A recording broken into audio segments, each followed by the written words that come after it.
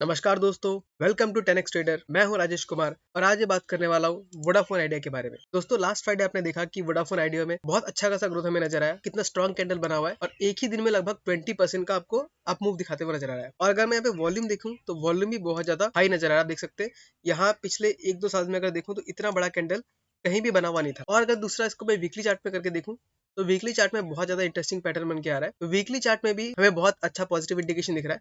मैं आपको दिखाता हूँ। दोस्तों, इस वीडियो में हम दोनों बात करने वाले हैं, पॉजिटिव भी और नेगेटिव भी, और हम टेक्निकल और फंडामेंटल्स दोनों पे डिस्कस करने वाले हैं। तो देखिए, टेक्निकल्स में आपको दिख रहा है यहाँ पे एक बहुत ही इंपॉर्टेंट जो इसका रेजिस्टेंस लेवल था उसके आसपास पहुंच के बंद हुआ, क्लोजिंग इसने दिया। आप देख सकते हैं ये इसका रेजिस्टेंस था। पहली बार जब ये इसको इसने ब्रेक डाउन दिया तो काफी नीचे आया।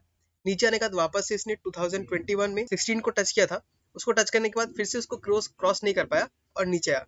और नीचे आने के बाद इस बार अगेन बहुत ही हाई वॉल्यूम से वो 16 को टच कर रहा है। तो वोडाफोन आइडिया देखने में अभी भी ऐसा लग रहा है कि एक राउंडिंग बॉटम को इसने कंप्लीट किया है और कंप्लीट करने के बाद बहुत ज्यादा चांसेस है कि ये यहाँ से हमको ब्रेकआउट दे दे।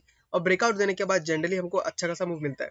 तो टेक्निकल्स तो हमें यहाँ पे काफी अच्छा लग रहा है। जो यहाँ पे ब्रेकआउट आया है उसमें अच्छा खासा वॉल्यूम भी आया है, लेकिन हमें सिर्फ टेक्निकल पे डिपेंड नहीं करना चाहिए। हमें टेक्निकल के साथ साथ अगर फंडामेंटल सपोर्ट करते हैं तो हमें उस ट्रेड को लेने में ज्यादा कॉन्फिडेंस आता है।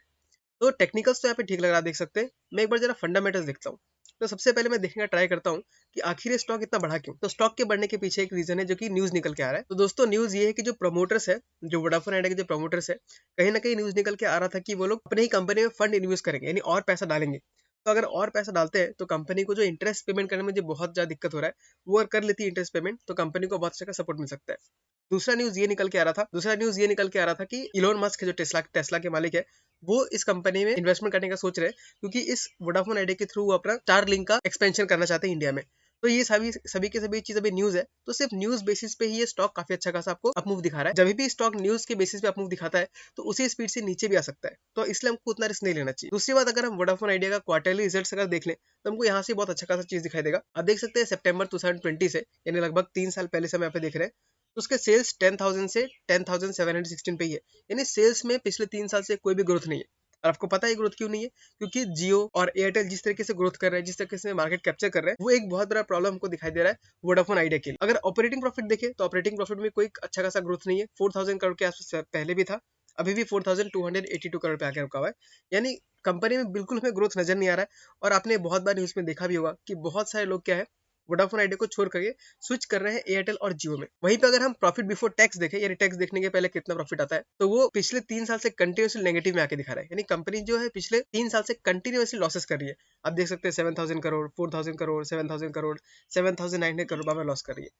अब इस लॉस का रीजन क्या है? अब यहाँ पे देखिए, कंपनी का ऑपरेटिंग प्रॉफिट ठीक है, 4,000 करोड़ के आसपास है। ऑपरेटिंग प्रॉफिट मार्जिन भी ठीक है, 40%, 39%, काफी स्टेबल है।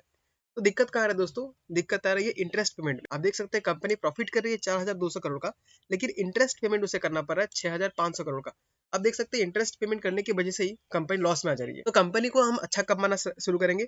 जब कंपनी बहुत सारा पैसा इन्फ्यूज हो जाएगा। मान लीजिए कोई आदमी आता है और इसके पूरे कर्जे को पे आउट कर देता है, तब ये कंपनी वापस से प्रॉफिटेबल हो जाएगी और हमें इसका फ्यूचर थोड़ा स्टेबल दिखाई देगा। तो फिलहाल अगर मैं देखूँ तो भले ही कंपनी हमको बहुत सस्ते वैल्यूएशन पे मिल रहा है, लेकिन मैं बहुत ज्यादा कंफर्टेबल नहीं। जब तक कोई चीज श्योरिटी मुझे नहीं मिल जाता कि हाँ, कोई एक इन्वेस्टर आ चुका है जो पैसा डाल चुका है, तब मैं इसमें हल्का फुल्का पोजीशन लेना स्टार्ट कर सकता हूँ।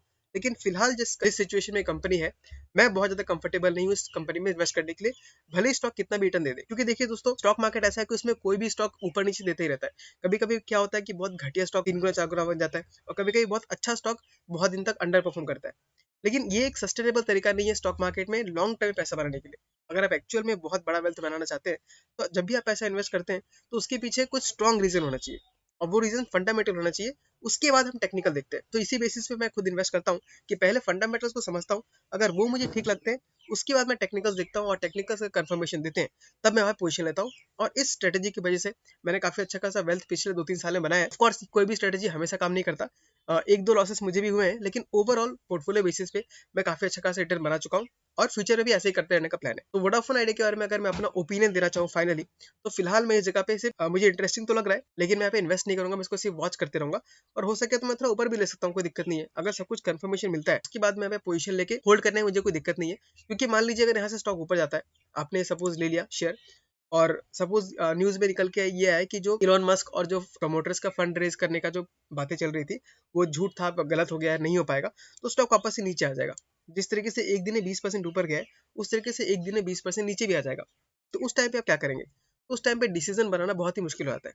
लेकिन अगर मुझे मालूम चलेगा कि कंफर्म न्यूज़ है कि इलॉन मस्क है या जो भी प्रमोटर है वो इसमें इन्वेस्ट करने वाले हैं, तब यहाँ से स्टॉक अगर 10% 20% नीचे भी आता है तो मेरे पास इतना कैपेसिटी रहेगा कि या तो मैं इसको होल्ड कर सकूं या इस जगह पे एवरेजिंग कर सकूं। तो हमेशा जब भी आप स्टॉक में इन्वेस्ट करते हैं तो उसका फंडामेंटल्स को समझने की कोशिश कीजिए, उसके स्टोरी को समझने की कोशिश कीजिए, क्योंकि जब तक आपको स्टॉक की बिजनेस के ऊपर भरोसा नहीं होगा आप उसमें टिक नहीं सकते। तो दोस्तों इस वीडियो में हमने बात किया वोडाफोन आइडिया के बारे में। काफी अच्छा खासा अप मूव आया है, टेक्निकल्स काफी सही लग रहे हैं, लेकिन फंडामेंटल्स फिलहाल सपोर्ट नहीं कर रहे हैं। तो मैं तो स्टॉक से फिलहाल दूर रहने वाला हूँ। अगर आप बहुत ज्यादा रिस्क ले सकते हैं तो आप यहाँ पे हल्का सा अमाउंट ऐड करके आप इसको एक एज एन एक्सपेरिमेंट बेसिस पे यहाँ पे होल्ड कर सकते हैं, लेकिन मैं रिकमेंड नहीं करूंगा फिलहाल यहाँ पे लेने के लिए। बाकी अगर आपको ये वीडियो अच्छा लगा तो इस वीडियो को लाइक कर दीजिए, और अगर अपना कुछ राय देना चाहते हैं तो कमेंट करके बताइए, और हो सके तो इस चैनल को सब्सक्राइब भी कर लीजिए, क्योंकि ऐसे ही वीडियोस में टाइम लाते रहता हूँ। और मैंने इसी तरीके से काफी अच्छे अच्छे स्टॉक्स के बारे में जो फंडामेंटली स्ट्रॉन्ग है और काफी अच्छा खासा रिटर्न बना के भी दे रहे हैं, उनके बारे में ऑलरेडी वीडियो बना के रखा है। जैसे डोडला डेयरी हो गया, IDFC फर्स्ट बैंक हो गया, विजय डायग्नोस्टिक हो गया, विप्रो हो गया, IEX हो गया, इन सब के बारे में मैंने ऑलरेडी वीडियो बना के रखा हुआ है। अगर आप उनको चेकआउट करना चाहते हैं